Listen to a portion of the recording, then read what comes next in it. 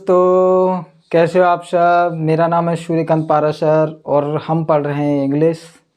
जैसा कि मैंने आपको बताया, हमारे प्रीवियस ईयर के इंग्लिश का पेपर सॉल्यूशन चल रहा है एसएससी सीजीएल का, जो अप्रैल 2022 में हुए थे।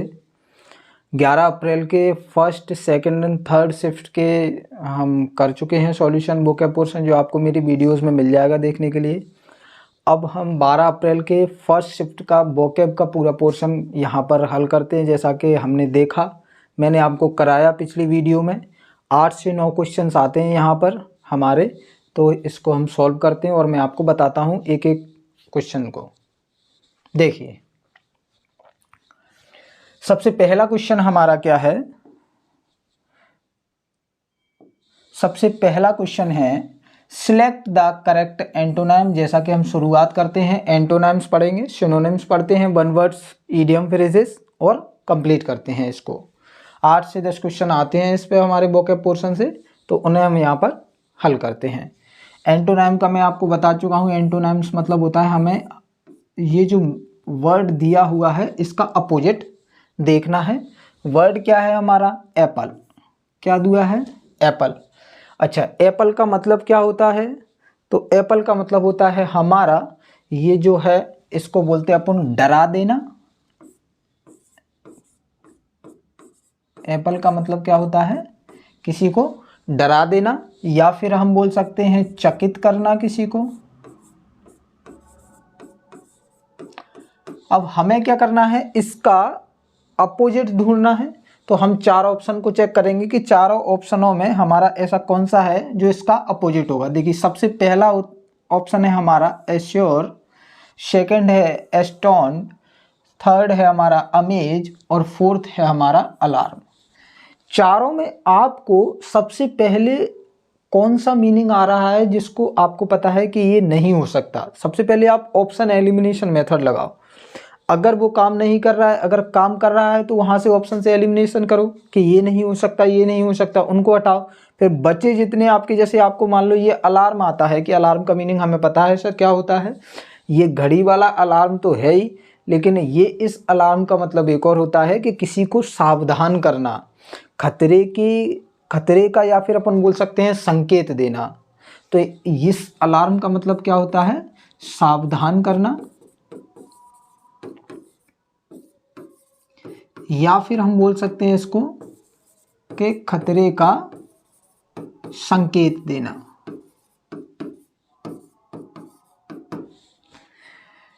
तो एक हिसाब से वो क्या कह रहा है, वो एक हिसाब से डराने की ही तो बात कर रहा है, या फिर अपन बोल सकते हैं किसी को डरा देना, चकित करना, किसी को खतरे का संकेत देना, अलार्म। तो ये तो सर एप्पल का क्या हो जाएगा? सिनोनिम हो जाएगा हमारा। इसका मतलब अलार्म क्या नहीं हो सकता? इसका एंटोनिम नहीं हो सकता है एप्पल का। नेक्स्ट है हमारा अमेज, और अमेज से आपने अपने अमेज, अधिकतर आप में से बहुतों को आता होगा कि अमेज का मतलब होता है किसी को चकित करना, अमेजमेंट मतलब अचंभे में डालना, या फिर अपन बोलते हैं ना अमेज मतलब चकित करना।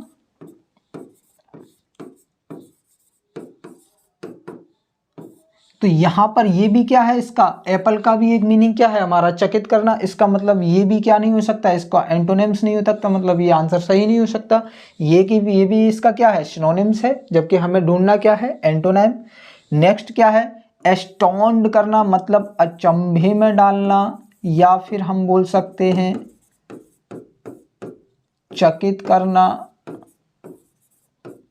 इसका मतलब भी यही होता है। या फिर हम बोल सकते हैं किसी को डरा देना एकदम से।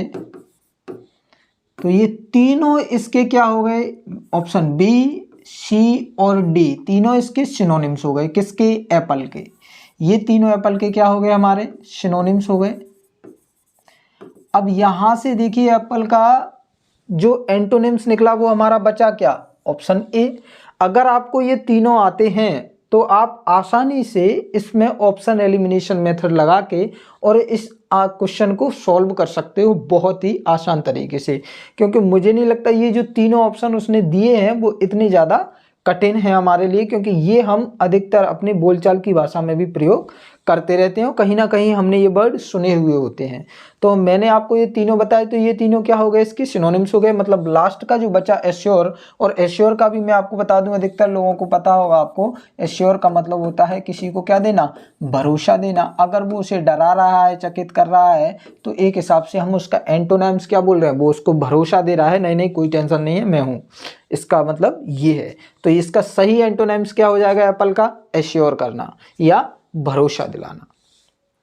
नेक्स्ट एंटोनिम्स में बढ़ते हैं हम, रिलाय।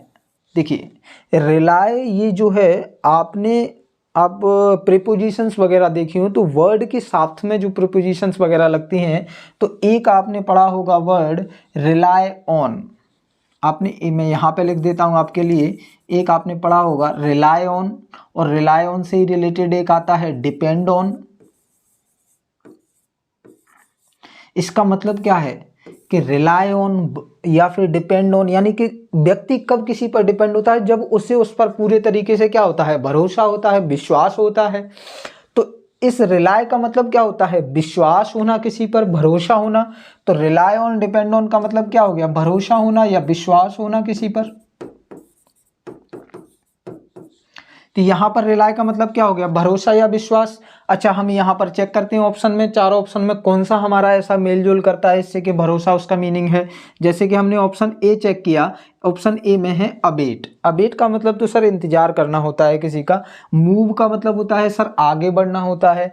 अच्छा डिस्ट्रस्ट का मतलब क्या हो गया, देखिए जहाँ कहीं भी किसी भी वर्ड के आगे अगर डिस लग गया हमारा, या ये डिस क्या है हमारा, ये डिस है हमारा प्रीफिक्स, और इस डिस का हमेशा ये क्या देता है, निगेटिव मीनिंग देता है।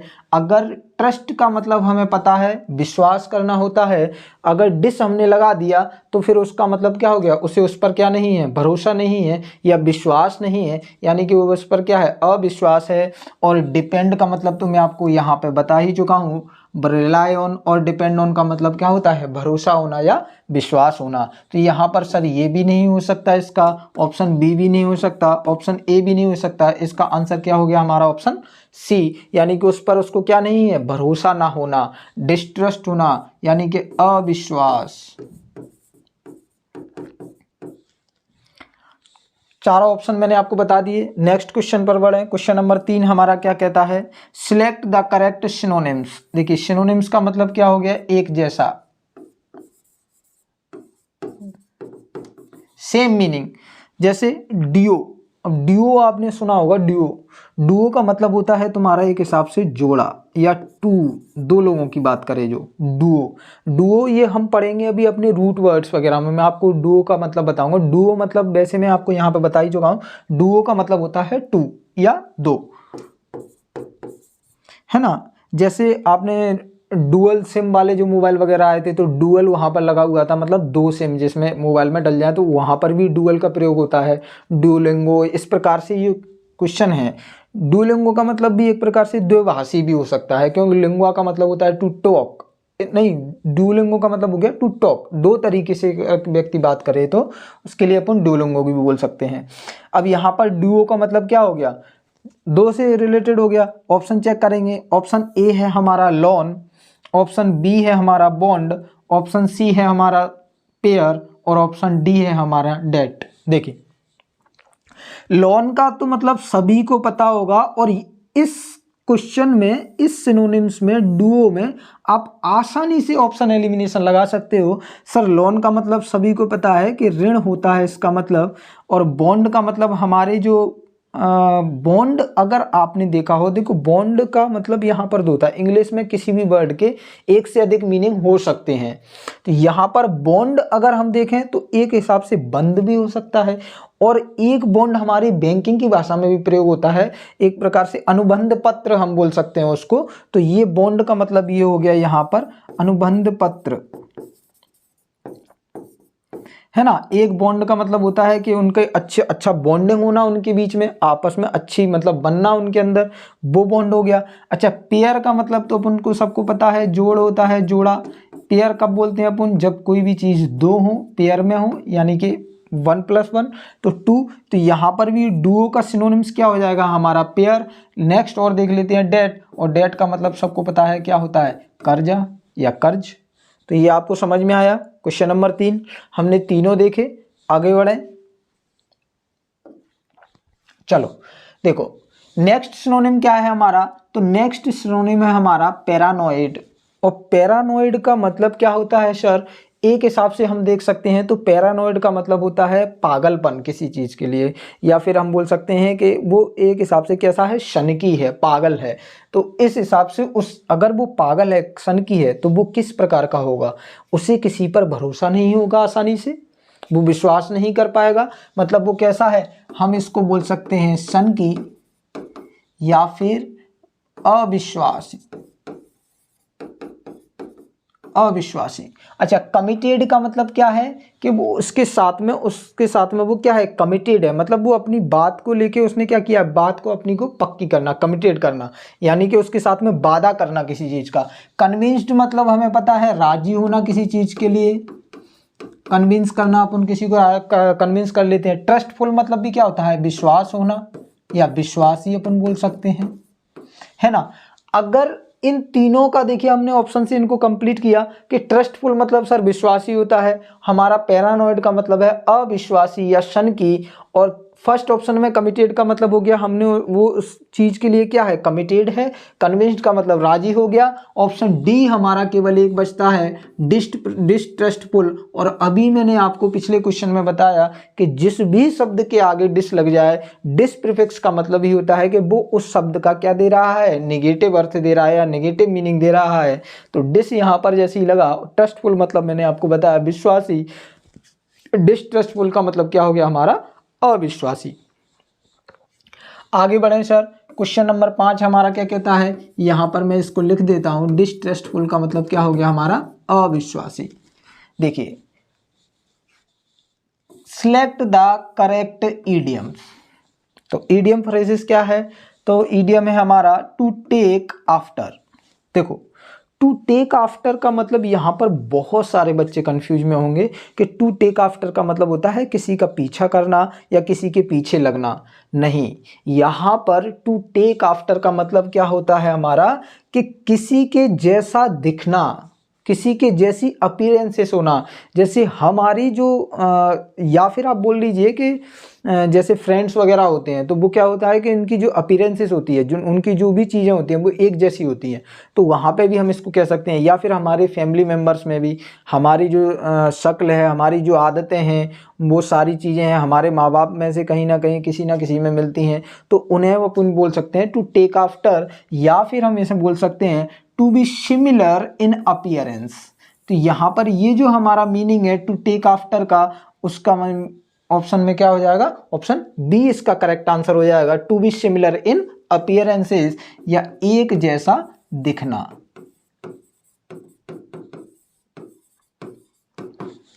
अब वो किसी भी सेंस में हो सकता है। अच्छा ऑप्शन ए अपन चेक कर लेते हैं, टू मॉक समवन। अब मॉक का को मतलब आपको पता ही है, किसी का मजाक बनाना। तो ये नहीं हो सकता सर, मजाक बनाने से रिलेटेड तो है ही नहीं। अच्छा यहाँ पर देखो ये लिखा है टू चेज समवन। अब स्टूडेंट्स जो है वो दो ऑप्शन में ज़्यादा कंफ्यूज होंगे, ऑप्शन सी और ऑप्शन बी। यहाँ पर है to be similar in appearances, जिसने अच्छे से तरीके से पढ़ा होगा ईडियम फ्रेजेस को, तो वो आसानी से करके आएगा कि ऑप्शन बी इसका करेक्ट आंसर है। टू चेज समवन का मतलब होता है टू गो आफ्टर। यहाँ पर इसका मतलब होता है टू गो आफ्टर, ना कि टू टेक आफ्टर। तो इसका सही आंसर क्या हो गया, to go after. Go after का मतलब होता है किसी के पीछे लगना, है ना। अच्छा टू चेंज साइड्स ऑफन, तो ये तो हो ही नहीं सकता, टू चेंज साइड्स ऑप्शन अक्सर अपनी साइड्स बदलना, है ना, तो ये नहीं हो सकता। हमारा आंसर क्या हो गया, ऑप्शन बी। आगे बढ़े, नेक्स्ट इडियम हमारा क्या है, फॉल प्ले। ये बहुत लोगों ने अगर देखा हो या सुना होगा फॉल प्ले। जैसे हमारा ऑप्शन से पहले हमें ऑप्शन देखते हैं। ऑप्शन का है हमारा ये अनफेयर और डिसऑनेस्ट बिहेवियर। कैसा है वो, फेयर नहीं है और कैसा नहीं है, ईमानदार वाला बिहेवियर ना हो, नहीं ये नहीं है। क्योंकि फॉल प्ले का मतलब होता है धोखाधड़ी करना। क्या करना, धोखाधड़ी करना या धोखा देना, है ना। धोखाधड़ी करना, धोखा देना नहीं हो सकता, धोखाधड़ी करना अपन बोल सकते हैं, है ना।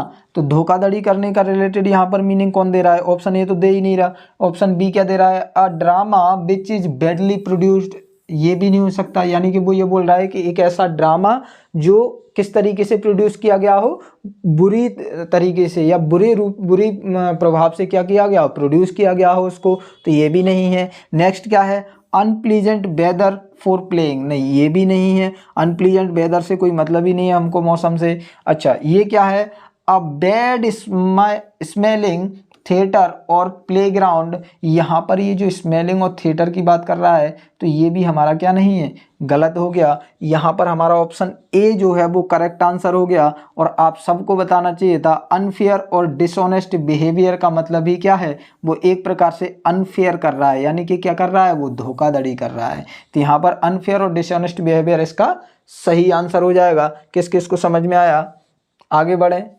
देखिए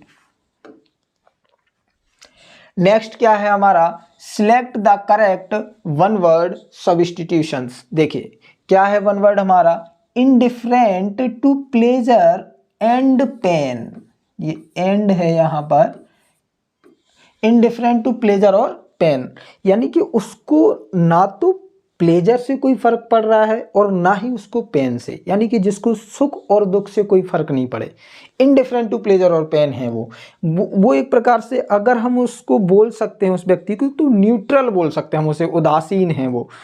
एक इसका अर्थ ये भी निकल सकता है कि हम उसको न्यूट्रल भी बोल दें, क्योंकि उसको ना तो सुख से और ना दुख से कोई फर्क ही नहीं पड़ रहा उसे, तो उसको हम क्या बोल सकते हैं, न्यूट्रल बोल सकते हैं। या फिर वो इतना ज़्यादा मतलब दृढ़ है, अडिग है कि उस पर कोई फर्क ही नहीं है इस चीज़ का। तो यहाँ पर इसका मीनिंग कौन सा देता है, देखो लस्टी का मतलब तो हमें यहाँ पर पता है कि या तो इसका मतलब क्या होता है, लस्टी का मतलब कामुक हो सकता है, हम इसको बोल सकते हैं लालसा, लोभ लालच, ये यहाँ पर लस्टी का मतलब हो गया। अब नेक्स्ट क्या है हमारा, स्टोइक, सिनिक का मतलब होता है कि हिसाब से पागलपन, सिनिक है, या फिर अपन बोल सकते हैं चिड़चिड़ा, हम इसको बोल सकते हैं। अच्छा स्टोइक का मतलब होता है यहाँ पर दृढ़, स्टोइक का मतलब क्या हो गया यहाँ पर हमारा, दृढ़ हो जाएगा, यानी कि वो कैसा है, उदासीन हम इसको बोल सकते हैं, या न्यूट्रल भी हम इसे बोल सकते हैं। नेक्स्ट ऑप्शन हमारा क्या है, प्रूडेंट, प्रूडेंट का मतलब होता है विद्वान, है ना, या फिर बुद्धिमान। तो यहाँ पर बुद्धिमान से रिलेटेड तो कोई अर्थ ही नहीं है, तो ये तो हो ही नहीं सकता। स्टोइक यहाँ पर हमारा करेक्ट आंसर हो जाएगा, ना ही सिनेक होगा और ना ही हमारा क्या होगा, लस्टी होगा, क्योंकि उससे प्लेजर और पेन से कोई फर्क नहीं पड़ रहा।